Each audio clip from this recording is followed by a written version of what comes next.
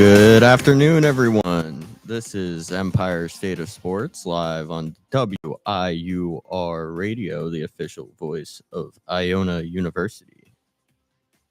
Usually, we start the show here right in New York, New York based show. I like to keep things local. But today, I got something else planned. There's a lot going on in sports. I feel like it's foolish for me not to talk about a lot of the things that happened. Some of it did happen in New York. The big news, maybe sauce trading places. But because the story stretches from Hollywood to Halifax, from Dodger blue to Blue Jay blue, and somewhere in the middle, the Empire State still finds itself waiting for its hero. Well, welcome to WIUR Sports. I am Landon Popovic, and this week we've got a double feature. The World Series gave us 7 games of theater, and the NFL trade deadline gave us 7 days of chaos. Toronto's heartbreak, the Dodgers dynasty.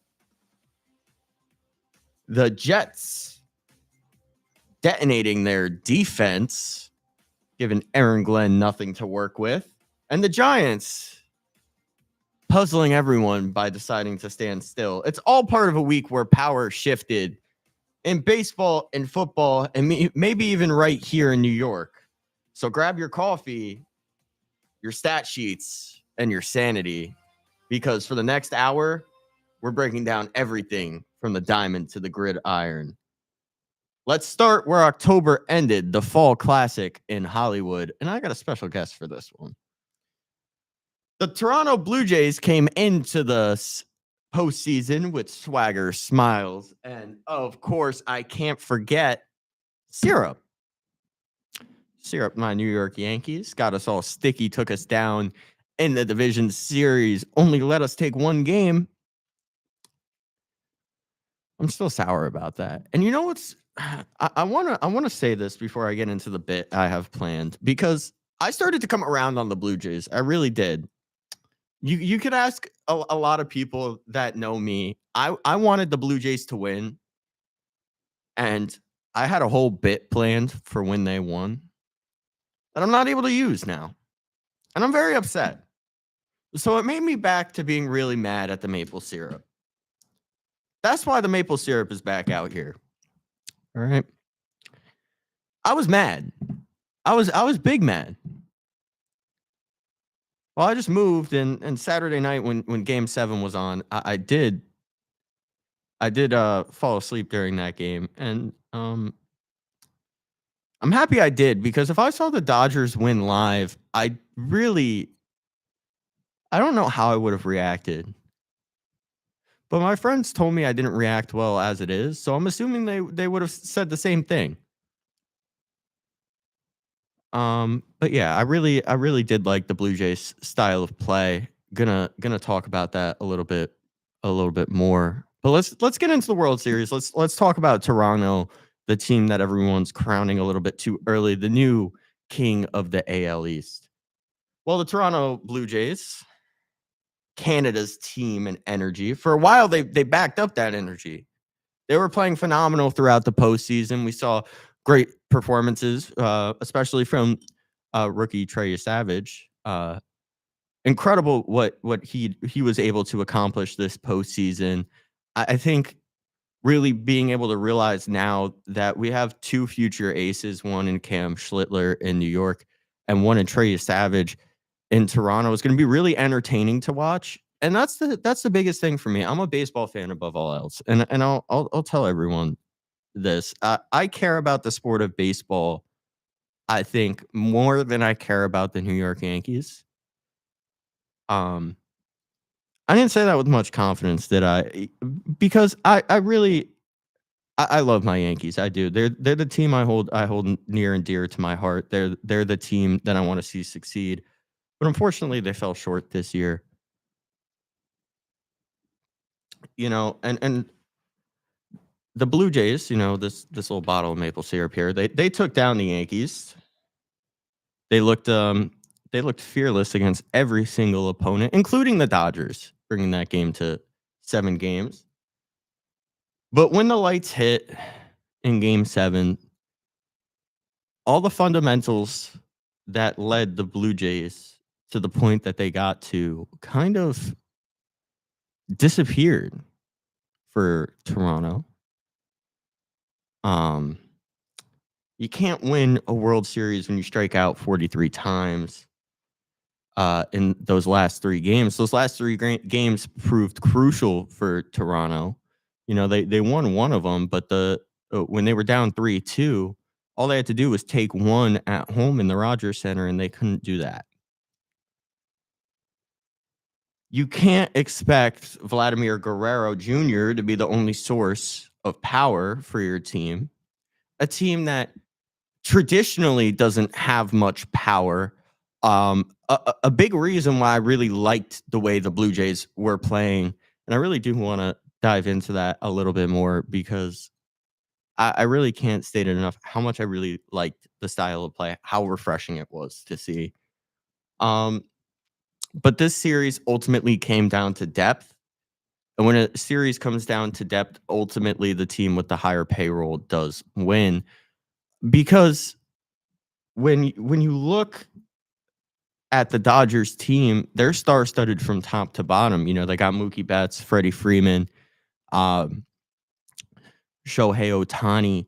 They have all of this star power. They're pretty much a proverbial walk of fame, but in baseball, they are the premier place to be right now. And they have much more depth than any other team because of the fact that they are willing to go out there and spend money, whether that's good for the future of baseball or not. Going to touch on that in the second half of the show.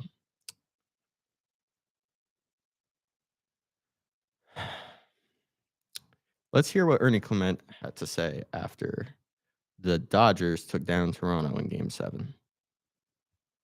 Oh wait, I forgot my sound cable, so I guess we're going without sound.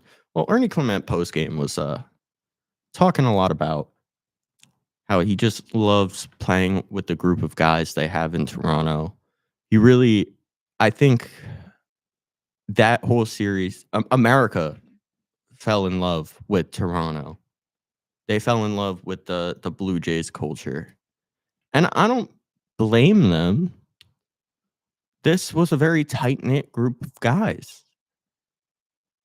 When else are you going to see Ernie Clement be the name that everyone's talking about?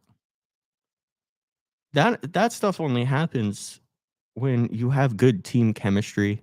That energy in Toronto goes top to bottom. Talk about that a lot. They had the energy, they had the camaraderie, they had that team nature, but in the end, they couldn't deliver. Get in his voice, you know, a lot of heartbreak there. Clement's words summed up the Blue Jays really perfectly. Lovable, talented, but one level short of being elite. Really just one step short.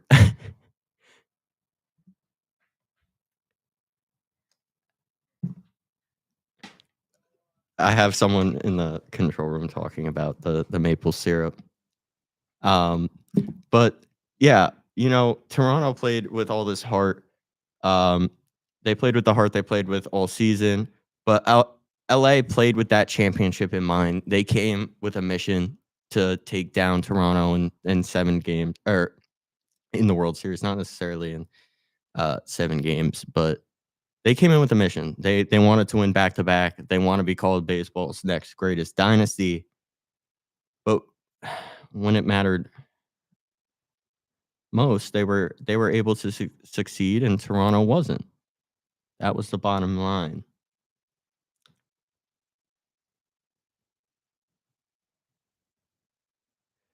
The series really had everything. Big swings, big stars, and big questions about baseball's balance of power. Um, the Dodgers, obviously, they won their other title, beating Toronto 4-3. But this wasn't domination. It truly was a series that was defined by resilience. Um, saw the 18 inning game early in the series.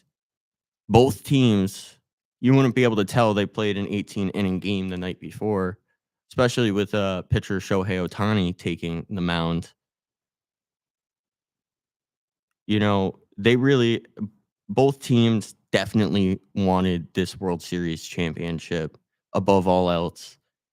And I am disappointed Toronto lost. I hate to admit that as a Yankee fan. I'm disappointed. I wanted to see Toronto win the World Series. I wanted the Yankees to have actual competition that might be the fire they need to go out and get the pieces that this team is lacking. But unfortunately, that didn't happen. The Dodgers were able to pick up some lackluster play from some of their star players. Freddie Freeman only hit 204. He did have the walk-off in the 18 inning marathon. Um, but it wasn't enough to win that series. But I talked about the Dodgers' depth before.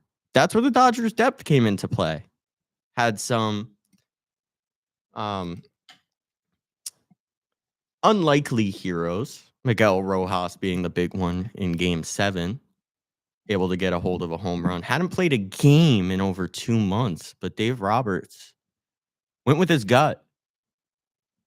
And I think when a manager goes with their gut, I talk about you have your feel managers, you have your numbers managers. Same thing with fans. You have your feel fans, the people that strictly go off of feel. You have the people that strictly go off of numbers. And Dave Roberts was able to win the World Series going off of feel. And this is a great moment. This is going to be a great moment. I think I point back on a lot. That's about to happen. The Dodgers as a team, they batted 200 going into Game 7. Shohei Ohtani had a good series, not a great series, not a great postseason again.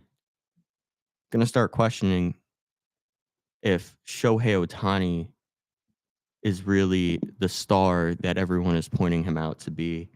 Probably next week. But Mookie Betts didn't have a great series. I think he was 3 or 4 for 30 across the whole series. But he scored in 6 straight games. And when you get people on the base paths and you have a lineup as deep as that, you're more likely to score than any other team. The Blue Jays got on base, but they didn't have the depth to bring those guys in. And that was the problem. They hit 214 with runners in scoring position. They played tight. They played scared. And when you do that against LA, you lose. And this is the moment I'm talking about. The maple syrup is officially dead. The Blue Jays have the talent, but their style is really outdated. They're not built for launch angle. They're not built for the bullpen dominant postseason era. They're built to win around 90 games in the regular season, not championships. Unless they modernize, they're just going to be like Atlanta. Dominant from April to August, but spectators in October.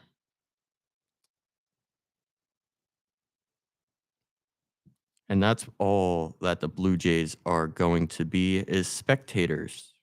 So maple syrup will watch the rest of the show, not participate.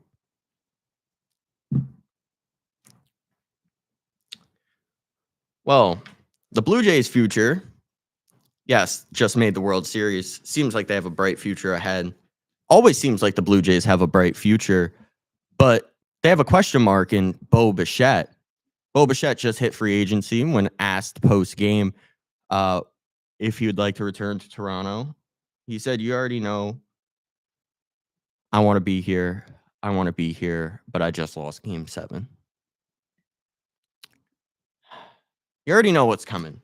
Yankee fans with photos of Bichette and pinstripes are going to be plastered all over X/Twitter. But let's pump the brakes. The idea sounds great, but the execution could lead to a nightmare in the Bronx. Another Jacoby Ellsbury-esque contract for the Yankees. A lot of the problems surrounding shortstop for the Yankees is that defensive aspect. Is Anthony Volpe the great defender that everyone believes him or that everyone believed him to be his rookie year, and then we saw blemishes the next two or the next the next 2 years. Anthony Volpe had 17 errors this year. Bo Bichette, the only shortstop with more, he had 22. It's also important to note that Bo Bichette missed all of September and the end of August. So if Anthony Volpe had 17 throughout a whole season, Bo Bichette missed a month. How bad is that defense truly? Bichette outs above average, -13. Volpe, +1. So outs above average, for people that don't know, measures a fielder's um, capability at getting outs that wouldn't traditionally be favored to be an out. It's a really advanced stat there. Brings a lot of different variables into the equation, but -13 is really bad. -5 is bad. -10 is the line to be really bad. You would be better at shortstop with Isaiah Kiner Falefa there defensively than Bo Bichette.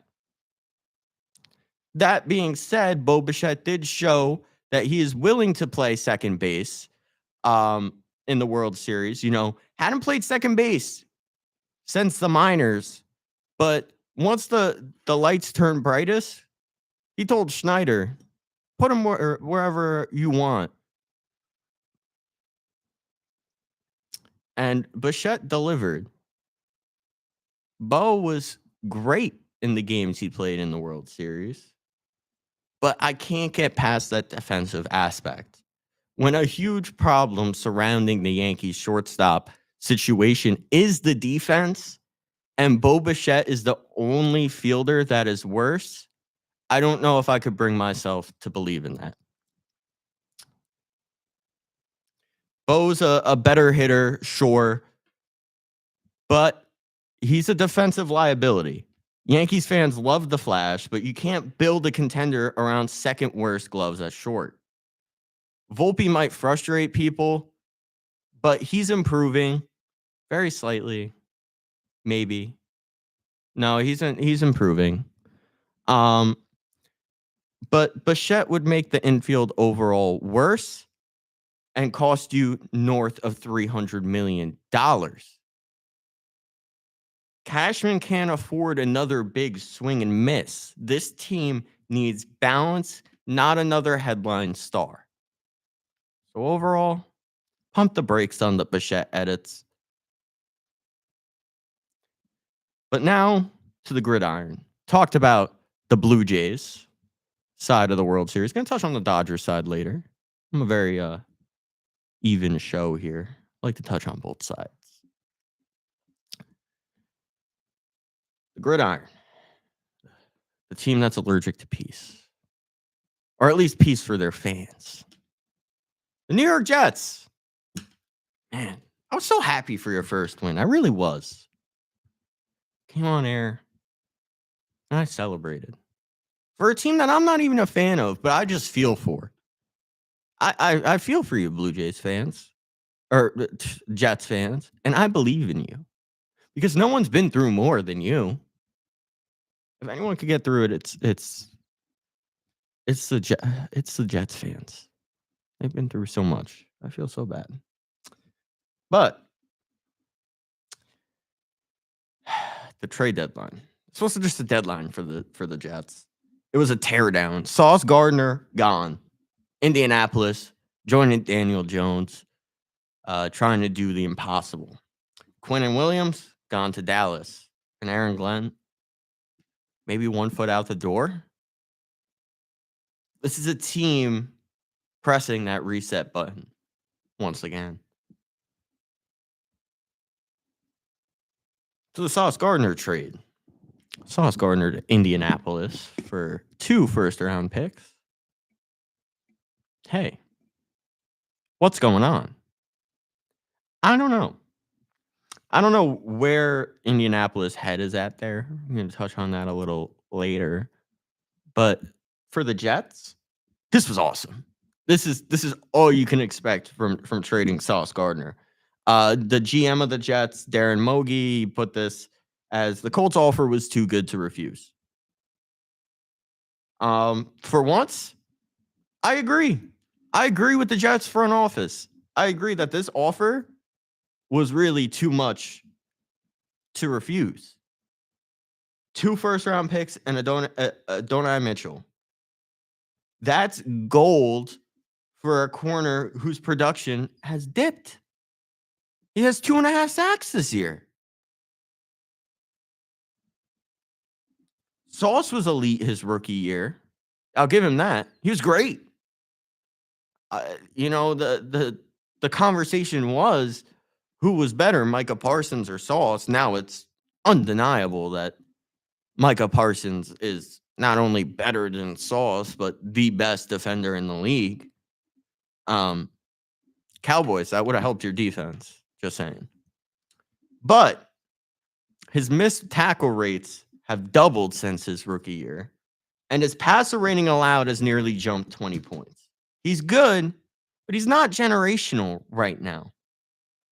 I can't bring myself to believe that just going to Indianapolis will be enough to bring back those first few years of Sauce Gardner. The damage might be done with Sauce, and Indianapolis took a risk. But as for the Jets side of things, this was all you could ask for.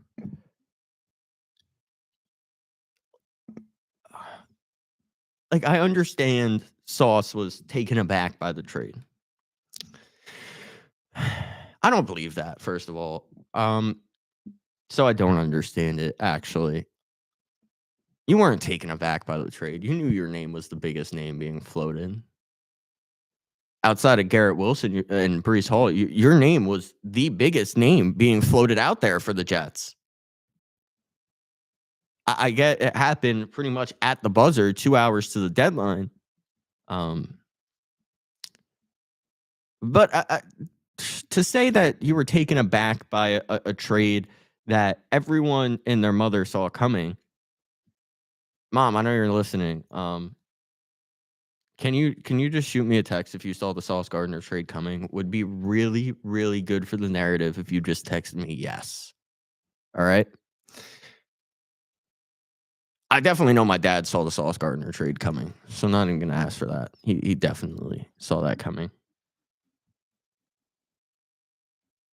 But yeah, I got a little bit off track there, but for the Jets, this was an amazing trade. You couldn't ask for anything more. You pretty much got the same return that Dallas got for Micah Parsons, for a player that, in my opinion, the past few years has not proved that he can play even close to the level of Micah Parsons. Overall, great trade. As long as you don't trade those 2 first-round picks for an aging tackle, yes, this is aimed at you, Dallas. You'll be okay. All right? 2 first-round picks, amazing return for the Jets. That being said, let's see where those first-round picks go, because it could just be another Zach Wilson, Sam Darnold situation for the Jets. The other trade that happened, the Quinnen Williams trade, that's where things got a little messy for me. Dallas gave up a first and a second-round pick, betting that a 29-year-old defensive tackle can replace the best defensive tackle in Micah Parsons. Spoiler alert, he can't. It's nothing against Quinnen Williams. It's more so credit to Micah Parsons being that much better than every other defender in the league. Bleacher Report said the Quinnen Williams relationship soured after Aaron Glenn publicly called him out at the combine. That's not leadership. That's dysfunction. You don't air your best player's dirty laundry unless the relationship is already cooked. And now the Jets, they lose their 2 best defenders in one day. For a defensive-minded head coach, that's an existential crisis. It's Still, credit to the front office. If you're rebuilding, you rebuild completely. They got value back, but it's also an admission that Aaron Glenn might be nearing his end before it even started. So the question being, are the Jets preparing to move on from Aaron Glenn? I've asked this question almost every week. Man, I'm getting tired of this question, but it seems like a question I need to keep bringing up because more and more things keep coming out. More and more things keep changing. You know, the landscape of the Jets' future just got blown up in the span of what, 2 hours? That's all it took was 2 hours to make the Jets situation somehow worse.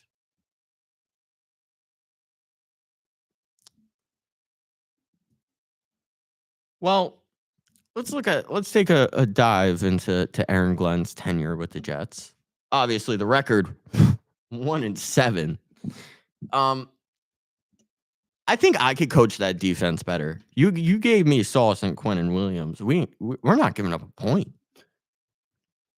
I'm being honest.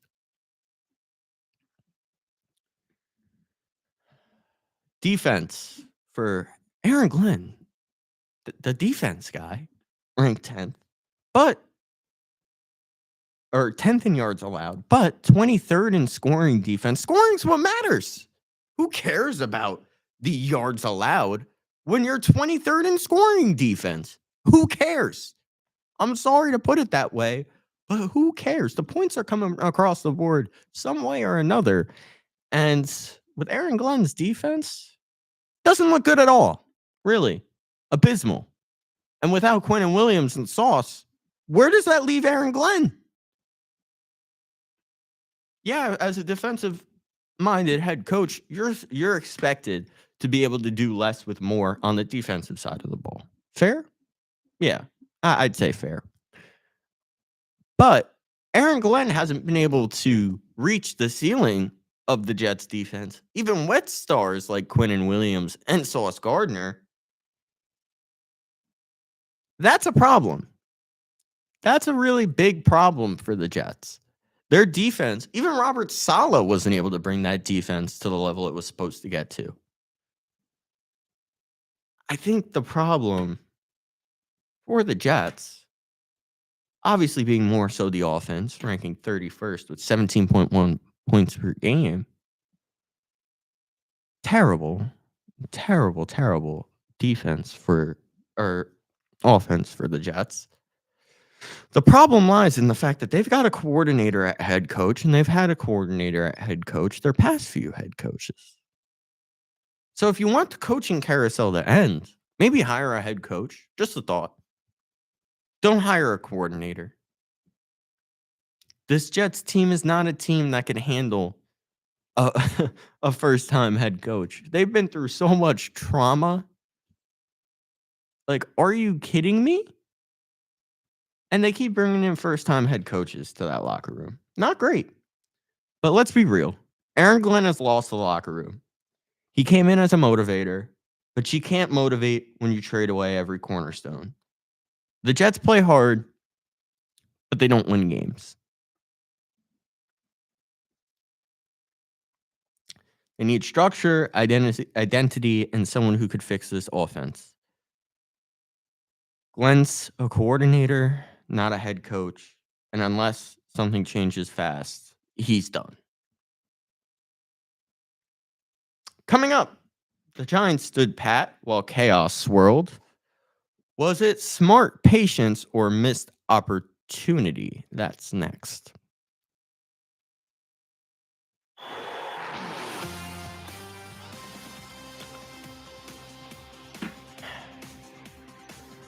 Interested in trying sports broadcasting? Interested in working some of Iona's biggest games? Email President Robbie Basil, who will help you give you more information. That being said, WIUR Sports is back with coverage of Iona athletics. This week we have men's basketball home opener as the Gales host the Hofstra Pride. Coverage begins at 6:50 with tip-off at 7, only on WIUR Sports live on Mixlr.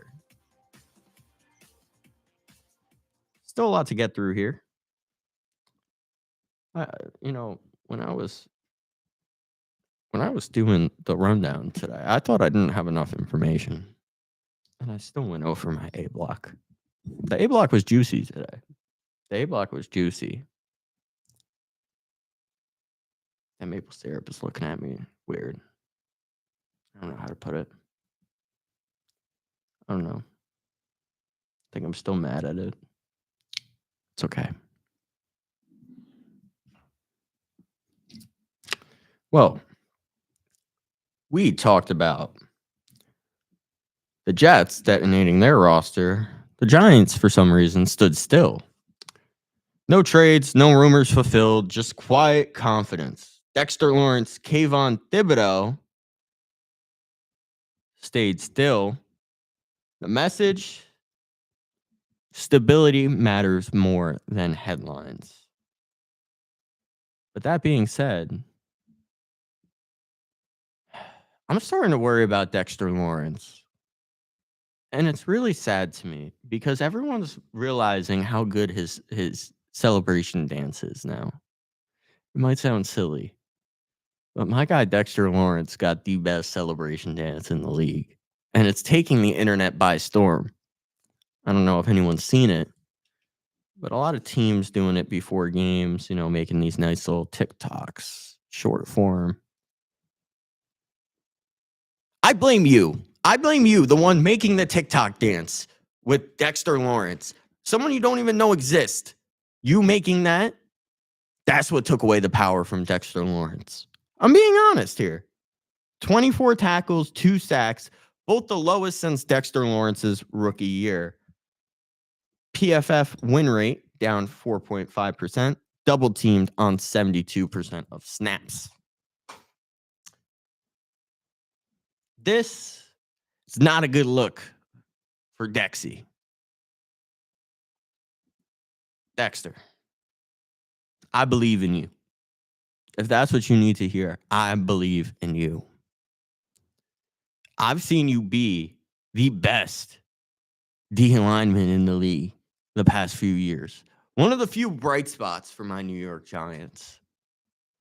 And when his name was swirling around trade talks, I said no. I got a text from my buddy Keith. Are you worried about Dexter Lawrence? And I said, no. And he goes, would you trade him? And I said, no. Both statements garnered one-word responses from me. No. Why do I have so much confidence in Dexter Lawrence? Well, the stats show he's been the best defensive lineman the past pretty much since he came up.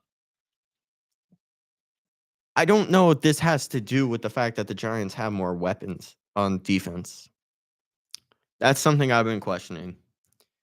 Is Brian Burns, Abdul Carter, is that hurting the production of Dexter Lawrence? Yeah, probably a little bit. I mean, when you spread the wealth out, look at AJ Brown. I'd put Dexter Lawrence in the same vicinity as AJ Brown right now. I think this is the perfect comparison to really say what I think about the situation. AJ Brown in Philly. He has obviously not put up the numbers. Philly's still winning. But where did AJ Brown go? Sometimes when you have, man, I really thought that was a yes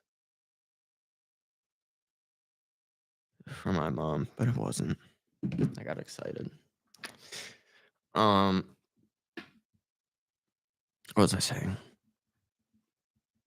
Oh, when you bring in more defensive star power, like a Brian Burns, like an Abdul Carter, even Kayvon Thibodeau coming into his own, it's going to take away from some of your numbers, right?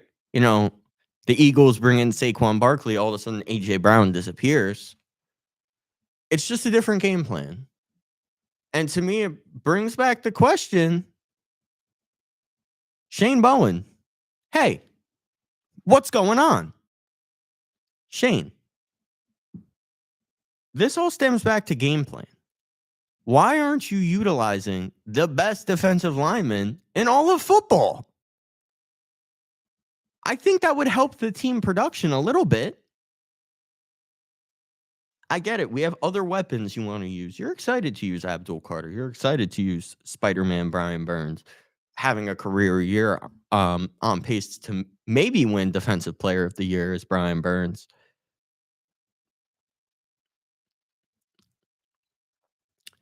I think the question is why are we putting Deontay Banks in situations, but not Dexter Lawrence? Obviously, two completely different positions. One a D lineman, one a defensive back. You know, it's just weird to me the way the Giants are utilizing all of their defenders.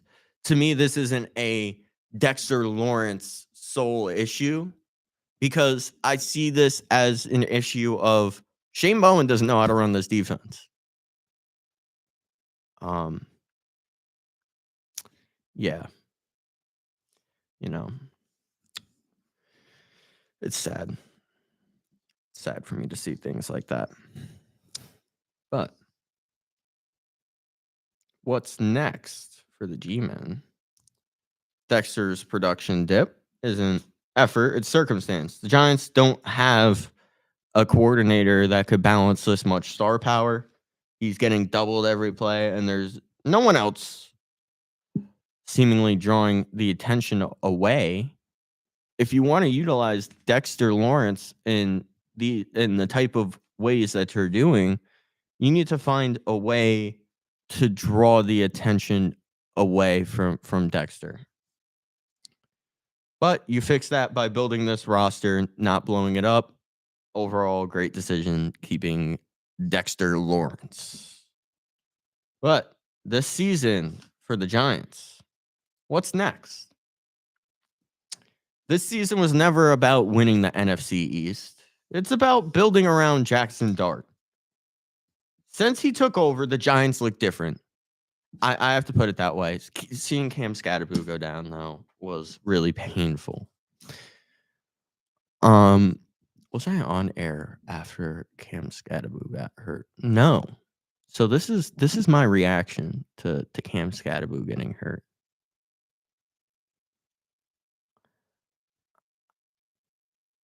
I am down tremendous.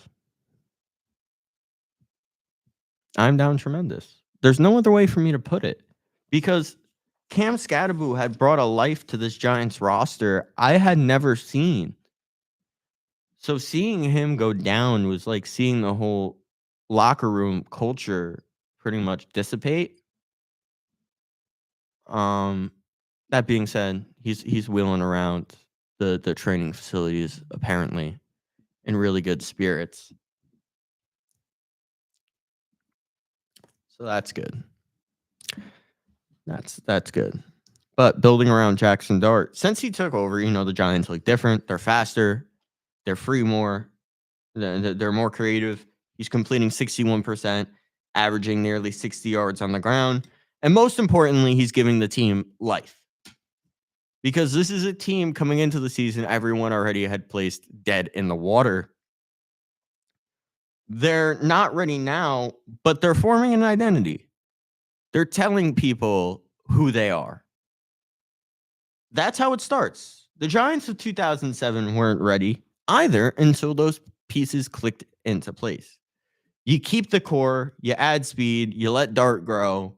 This team's timeline isn't 2025, it's 2026. And it's looking a lot brighter than people are giving them credit for because they stood pat at the trade deadline. So back to that initial topic of the Giants standing pat at the trade deadline and everyone questioning them. There should be no questions surrounding the New York Giants deadline because, as I said, this core needs to stay. The Giants didn't build up their defense to tear it down. I mentioned it my last show too. This is a Giants defensive core that, with the right coordinator, let me put emphasis on that. With the right coordinator, not Shane Bowen. It's not you. This defense could be top 5 in the league easily.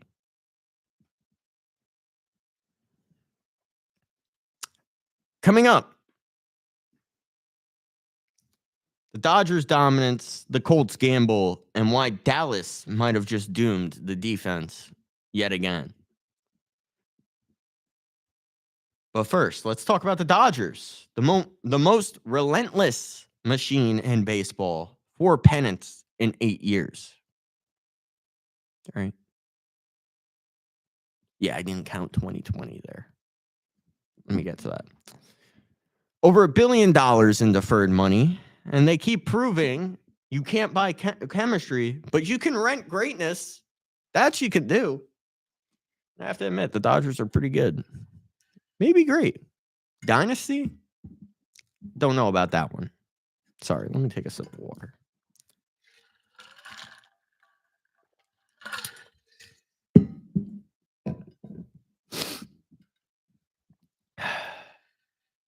So, a question I see being floated around by a lot of people: are the Dodgers the next great baseball dynasty?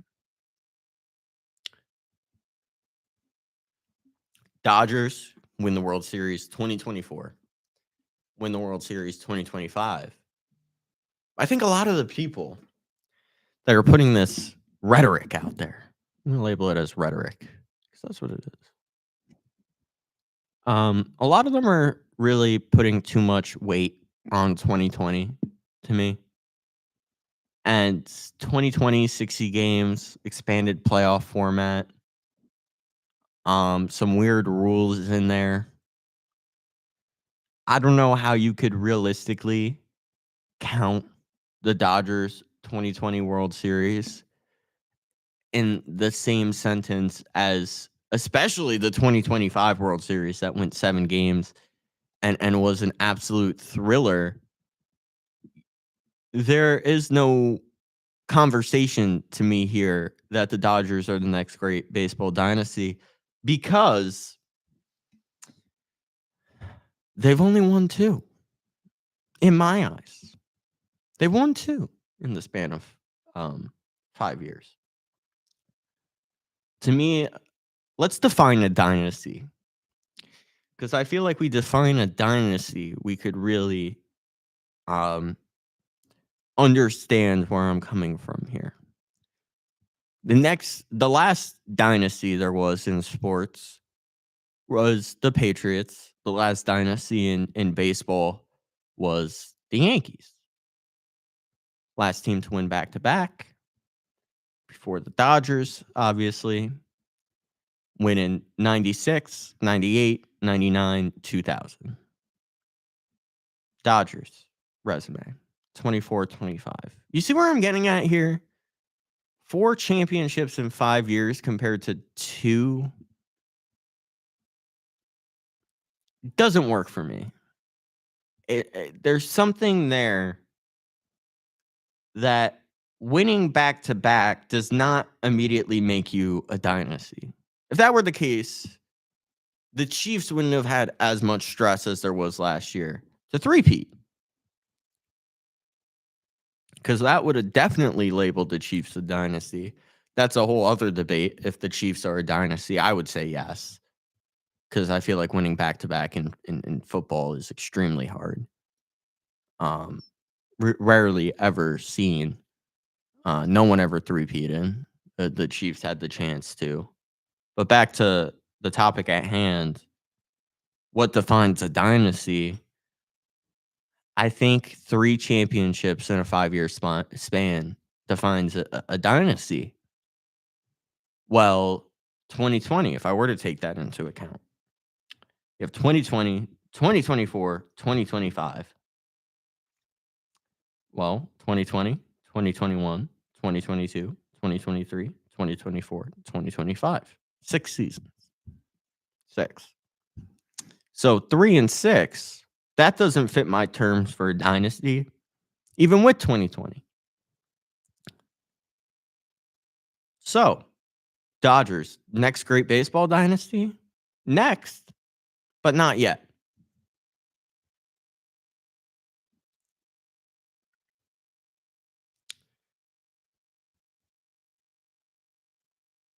You know, all right.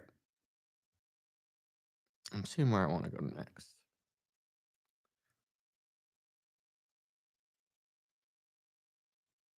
You know, I really wanted to put the Dodgers winning the World Series into a larger perspective coming into today. And I was struggling making my rundown. Um, I think a lot of it was being hamstrung by being a New York sports show, and that was the first thing to go. Was this is a special edition? This is a special show where I'm going to touch on predominantly other sports.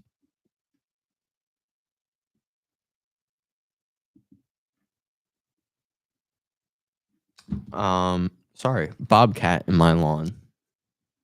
You know, didn't have to deal with that, but I got a scary dog. Should be able to scare it off, I think. Um, yeah, I was struggling a lot preparing for this show, you know, because I don't know how to put this in a way that will not discredit the Dodgers winning 2 World Series, because doing that is great. And I feel like I already rained on their parade a lot with the last question on if they are baseball's next great times. So I'm scrambling in my head. I knew what I wanted to do in the A's. Um, I knew I wanted to cover the Dodgers here.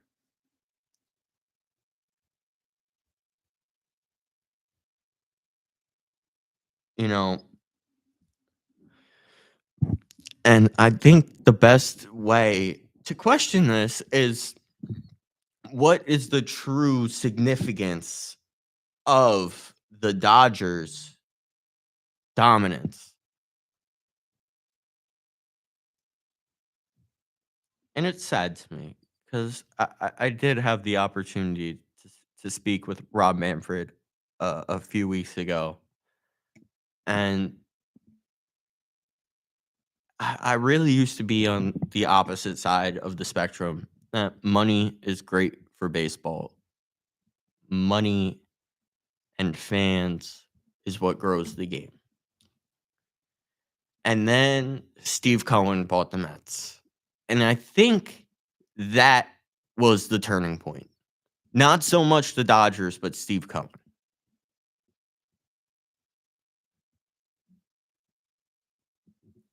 Steve Cohen giving out the contracts he did to Max Scherzer, to Justin Verlander. Even the contract to Francisco Lindor was a bit of an overpay. That was the moment the market accelerated to a point where it became out of control. There's no other way to put that, but the market has gotten to a point where it's out of control. You know, the Dodgers having $1 billion in deferred money, I don't think would have happened without Steve Cohen buying the Mets, because there would be no reason to do so. I remember 2018, the big talk being, will both Manny Machado and Bryce Harper beat Alex Rodriguez's contract record? You know how long that contract held the record for? That A-Rod contract, his second one, I think, with the Yankees, was the record. It was 10,290.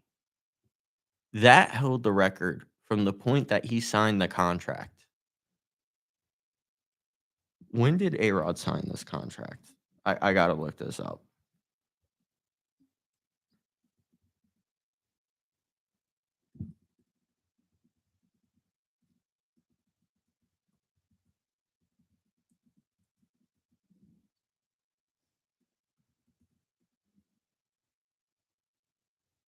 All right. So from the moment he signed that 10-year, 275, sorry, not 290.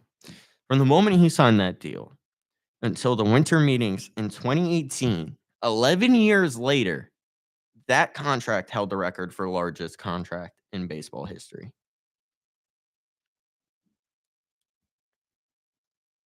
How long did Manny Machado's contract last as long as the highest? Well, that same offseason, Bryce Harper. That was okay. But then that contract held the highest contract in baseball for not very long. Not very long at all. And the timeline matches up to when Steve Cohen bought the Mets. So everyone going around blaming the Dodgers solely for this rampant market that we're seeing in baseball is foolish to me. It's not fair to blame one team when the market is controlled by 30 owners. Think about it that way. Controlled by 30 owners. And when you have one owner that is willing to blow the market up to the way that he did, giving Scherzer and Verlander both over $40 million a year, it's going to cause long-lasting issues with that market. It's going to cause artificial inflation that the market shouldn't have reached this point yet. I think if I were to ask someone 10 years ago, hey, there's a guy who could pitch and hit, how much money is he going to get? Oh, probably like 450 million. No, he got 700. No one in their right mind in 2018 could have seen someone making $70 million a year because it wouldn't be possible with the luxury tax. So the Dodgers got around it with deferring money. So this is a two-step equation to me. Steve Cohen inflates the market. Dodgers gets around it. So should the Dodgers be blamed for taking this loophole when it's available to other teams to use? I don't feel like it's fair for me to blame the Dodgers solely for this. So what does it mean for baseball? I think that the sentence was written a long time ago when Steve Cohen bought the Mets. The next time there is a CBA agreement, there will be a lockout. That's what it means for baseball. That's what the Dodgers' dominance truly means. That the sport that we love is going to be gone for a certain amount of time, and the players are holding to the fact that they're willing to sit out 2 years. And to me, the Dodgers and Steve Cohen, they caused it. They did. And I think that's why I really started to rally around the Blue Jays, because I saw what was coming. I started to see in my mind what comes next. And I got scared about what comes next if the Dodgers win. I wasn't really scared for baseball, at least, with the Blue Jays winning. I thought that would have been a great thing for baseball, because I think it would have taken us away from the constricted point of view that we have, that launch angle and home runs are the only thing that can lead a team to compete. So with the maple syrup dying,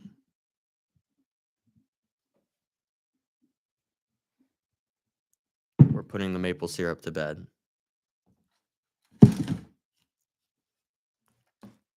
With the maple syrup dying, so did the hopes of baseball.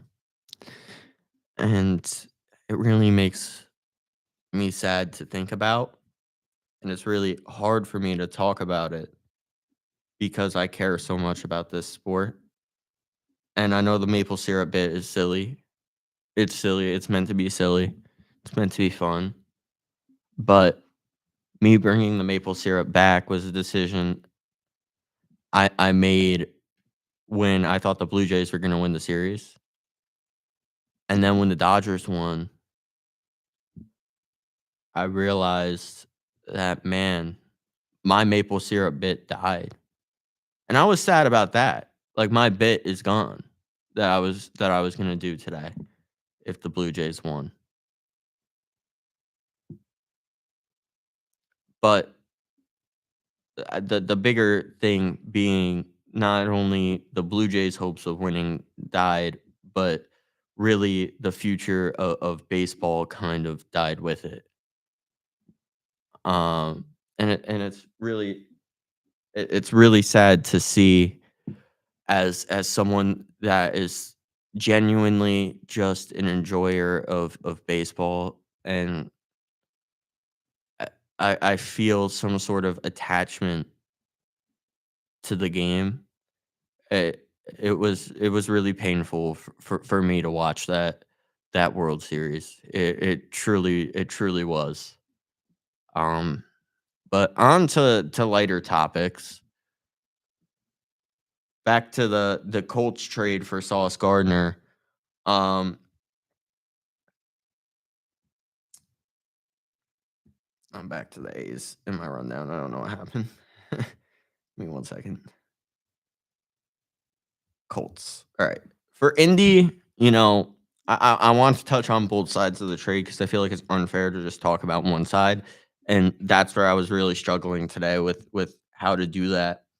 For Indy, I'm gonna spend a few minutes touching on the side for the Colts and the side for Dallas because I don't think you could understand the trade as a whole without doing so. For Indy, man, am I happy for Daniel Jones because this is the biggest vote of confidence you could have as a quarterback. When a team goes out and they go all out for a piece because they think they're one piece away. Whether or not I agree that the Colts are one piece away or not is a whole different story. But that vote of confidence for Daniel Jones is going to be huge because Daniel Jones, to me, the way that I saw him with the Giants was he is a very anxious person. He is a person that is really scared that what he is doing is not enough. And here I feel like in Indianapolis, he truly feels like he is wanted.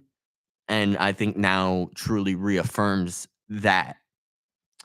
The Colts defense that was already great, ranks, is already top 10.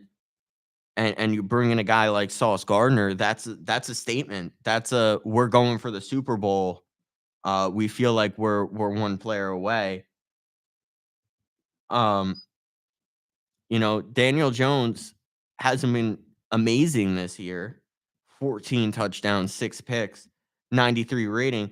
That's really solid.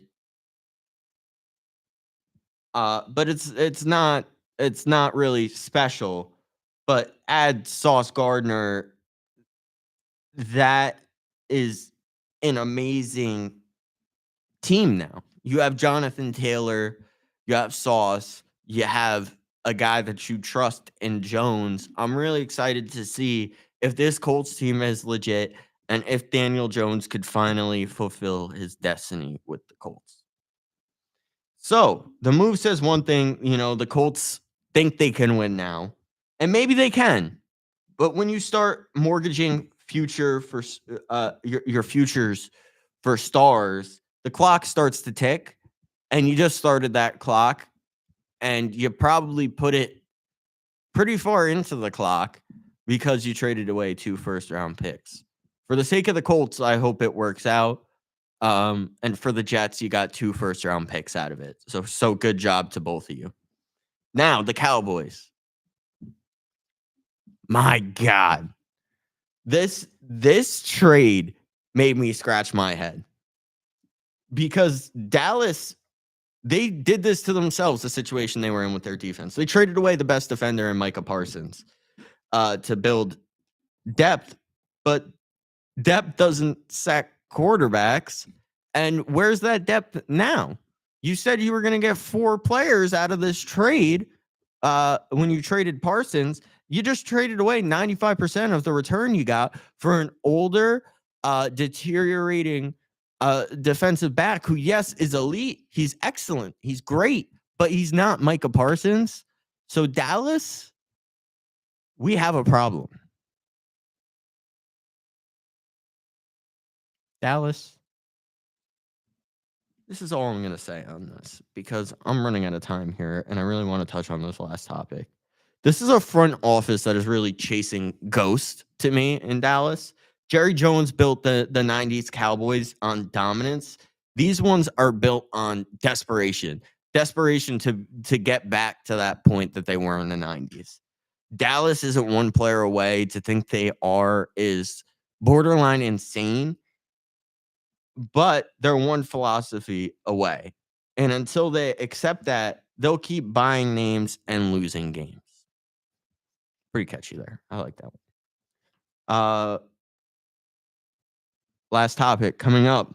Brian Cashman promises a Yankee reload, but can anyone in the Bronx still believe him? Maybe I can. Maybe I can't. Let's do one last ad read, shall we?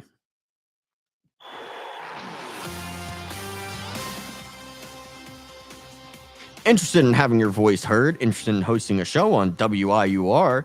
Email our president, Robbie Basil, or come by the station and we'll help you get started. And of course, make sure to follow WIUR on Instagram at WIUR_Gales Radio and make sure to subscribe to our YouTube channel. Make sure you don't miss any of the exciting content.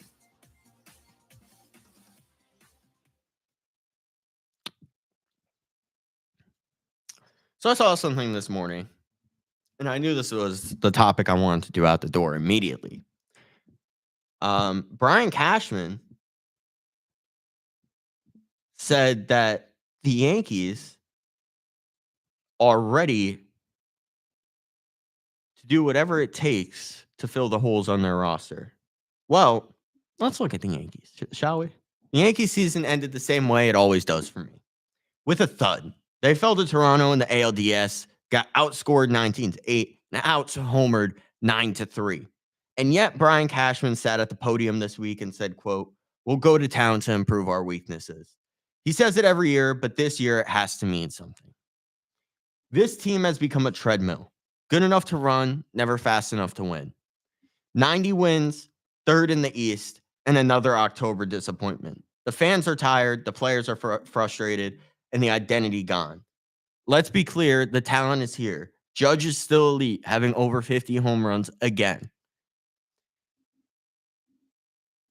You know, we're getting Cole back, a workhorse. But everything in between, mediocre. They hit 245 as a team, struck out 1,400 times, and were middle of the pack in clutch hitting. The 2025 Yankees weren't bad. They were boring. And that, to me, is worse. Cashman says he'll go to town. That means something big. A real shortstop, a lefty bat, a number 2 starter. It can't be more patchwork. If this team doesn't make a move that shakes the league, Yankee Stadium will start to empty before the 7th inning next summer. Faith is earned, not inherited. The Yankees right now have not earned my faith in that statement. And until they do, every offseason promise sounds like deja vu with pinstripes slapped on it. Well, that's all I have today. So here's where I end the week.